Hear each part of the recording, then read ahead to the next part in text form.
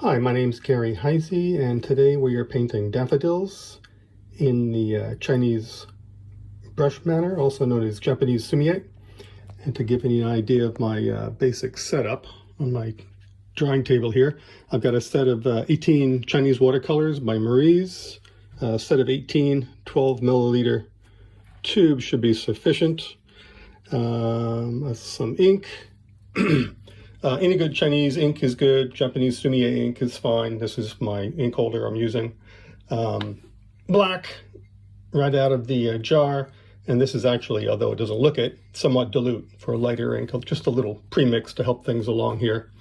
We're going to be using some different shades, different brushes, a handful of brushes, and generally speaking, the darker the bristle hair on the brush, the stiffer the brush is. So I've got some on the left, some soft sheep hair brushes for applying color from Blue Heron Arts. I've got a basic stiff brush, which has a nice point to it. Also, what I consider my utilitarian brush, it's what I use 90% of the time, is the rat whisker brush. Don't be alarmed, no rats were harmed in the making of the brush. That's simply an indicator of the stiffness of the hair.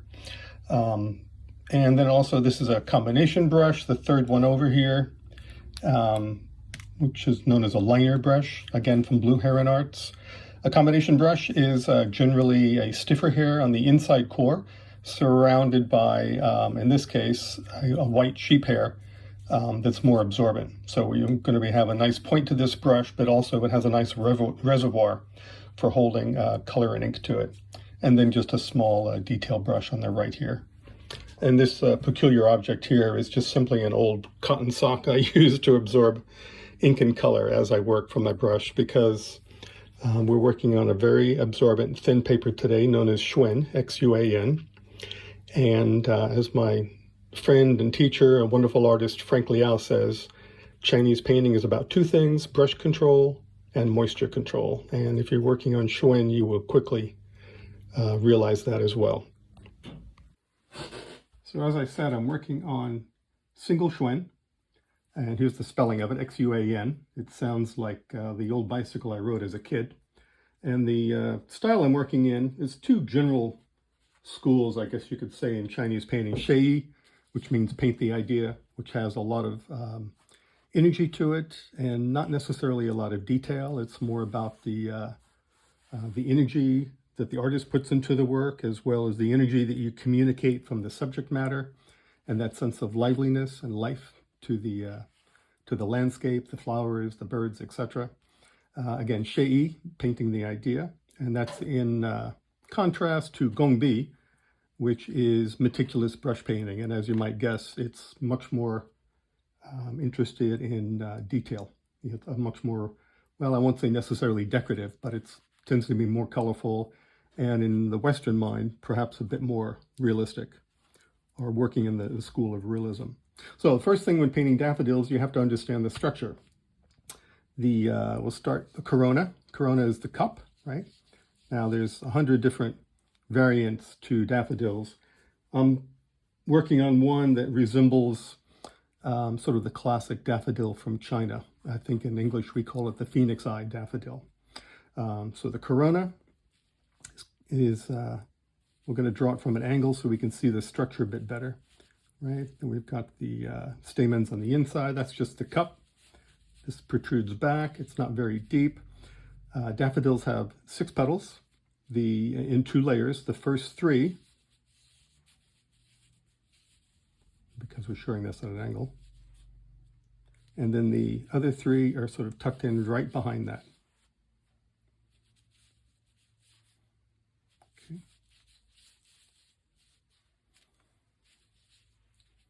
Now bear in mind that the corona looks a little bit like a trumpet, like the end of a trumpet, but that shape continues through the flower, right? And then right behind that, you wouldn't necessarily see this all the time, but right behind that is a bulb, and that's the seed head that's forming right there. And then it takes a little turn for the stem. And then a lot of times you have this kind of dried husk that's peeled away as the plant has grown. So what happens is and then the leaves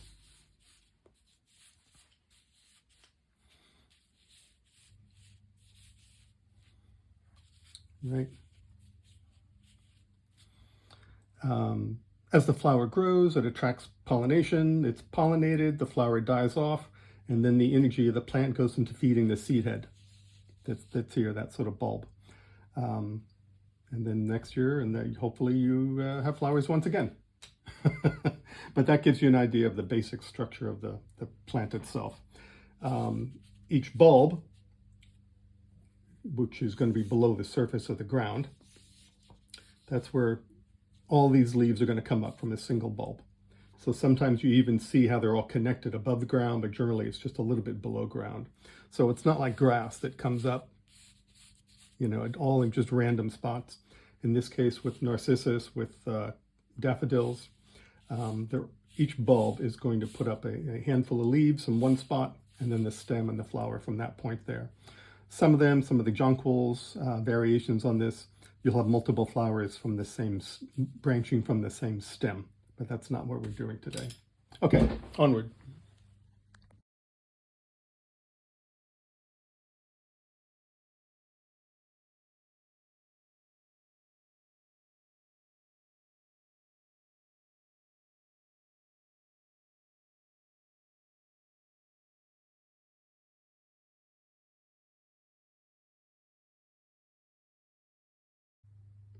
Okay, at this point I've got the basics of the ink work down, just a few leaves in.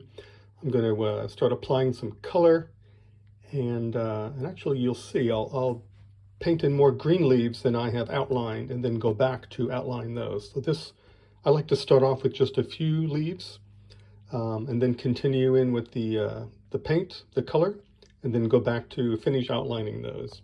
So the color of the leaves is going to be your basic green. In Chinese painting is of course yellow and blue. You mix up your own green. Basic yellow 218, and you can either use indigo 495, or I'm going to use phthalo blue number 451.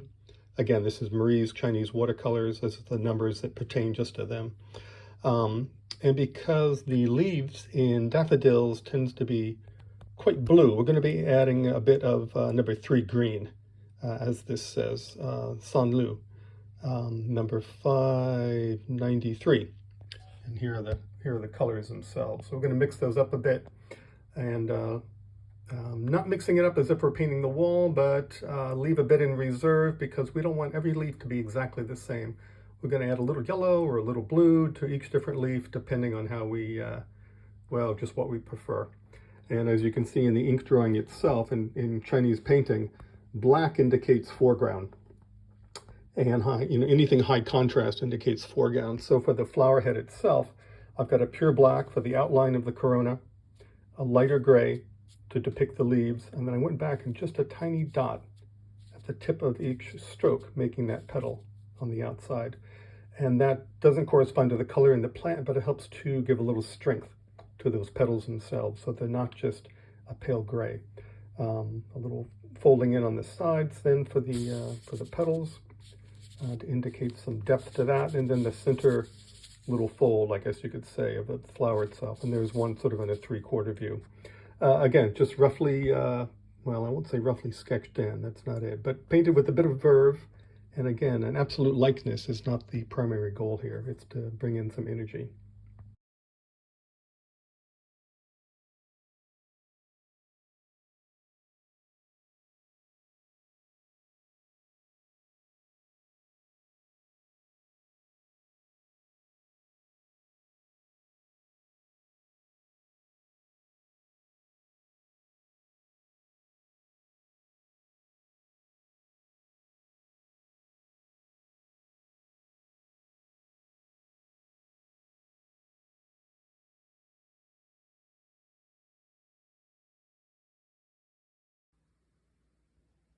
And there you go. A little rough around the edges, but I think it serves to demonstrate.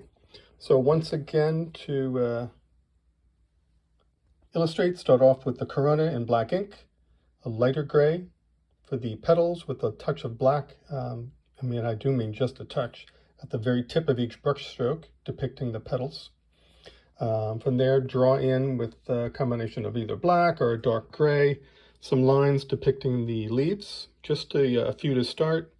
Go in with your color, and go over those leaves. And as you can see, you don't necessarily have to wait until they are absolutely dry. I think a little bleed is very nice. It gives you some sense of movement and softness to that. Paint in more of the green. Go back, finish up the lines. A little brown and black at the bottom will suggest the ground for some pebbles.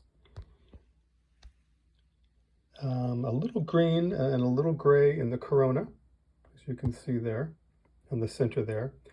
And then just about the very last thing is combining a little bit of white with yellow. The yellow tends to be somewhat transparent, so combine a little white with the yellow, keep it quite thick, and dot in those stamens to help them to really pop out of there. And the color behind that does not need to be completely dry when you do that.